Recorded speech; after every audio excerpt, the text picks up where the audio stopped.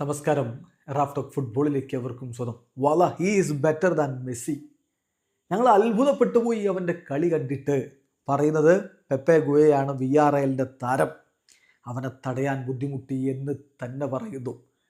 കഴിഞ്ഞ ദിവസം FC ബാഴ്സലോണയും വിയ്യാറയലും തമ്മിൽ ലാലിഗയിൽ ഏറ്റുമുട്ടിയപ്പോൾ 3-2 വിയ്യാറയൽ വിജയിച്ചെങ്കിലും ലാമിൻ യമാൽ മികച്ചൊരു ഗോൾ കണ്ടെത്തിയിരുന്നു.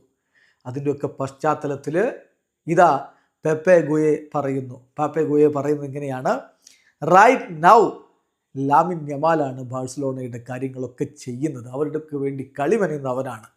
17 വയസ്സുകാരൻ, വെറും 17 വയസ്സ്, ഇൻക്രെഡിബിളി മെച്യൂർഡാണ്.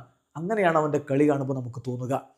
ഇപ്പോൾ അവൻ ആ ക്രേസി മൂവ്സ് ഇന്നലത്തെ കളിയിൽ പുറത്തെടുക്കുമ്പോൾ ഞങ്ങളുടെ ചില താരങ്ങൾ പറഞ്ഞു, വാല he is better than Messi, അവൻ മെസ്സിയേക്കാൾ മികച്ചവനാണല്ലോ എന്ന്. ഈവൻ കോച്ച് ഞങ്ങളോട് പറഞ്ഞു, വിങ്ങിലൊക്കെ കളിക്കുന്നവരോട് പറഞ്ഞു, രണ്ടുപേരെപ്പോഴും യമാലിനെ തടയാൻ വേണ്ടി ശ്രമിക്കണമെന്ന്.